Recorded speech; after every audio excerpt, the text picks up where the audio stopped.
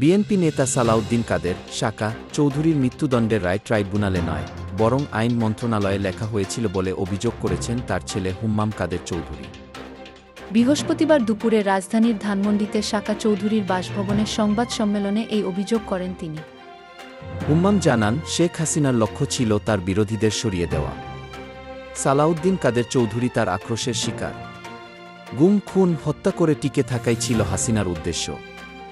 সালাউদ্দিন কাদের চৌধুরীর পক্ষে সাক্ষী দেওয়ার জন্য বিদেশ থেকে 4 জন আসতে চেয়েছিলেন, কিন্তু সে সময় পররাষ্ট্র মন্ত্রণালয় ষড়যন্ত্র করে তাদের দেশে আসতে বাধা দিয়েছিল বলেও জানান হুম্মাম কাদের চৌধুরী। এ বিষয়ে আগামী রবিবার পরিবারের পক্ষ থেকে পররাষ্ট্র মন্ত্রণালয়ে লিগ্যাল নোটিশ পাঠানো হবে বলেও জানান তিনি। হুম্মাম কাদের চৌধুরী আরও বলেন, মুনিব আরজমন্দ খান, অ্যাম্বার হারুন সাইগল, ইশাহাক খান খাকওয়ানি এবং রিয়াজ আহমেদ নুন, এই 4 জন 1971 সালে পাঞ্জাব বিশ্ববিদ্যালয়ে আমাদের বাবার সহপাঠী ছিলেন। তারা প্রত্যক্ষদর্শী সাক্ষী ছিলেন।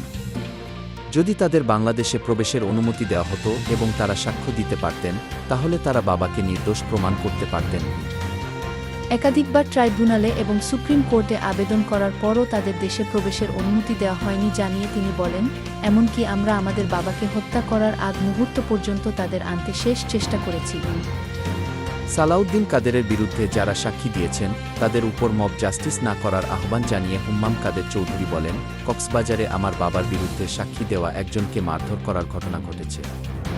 এটি যেন আর না করা হয়। তারাও বাংলাদেশের নাগরিক, তাদেরও অধিকার আছে বাঁচার।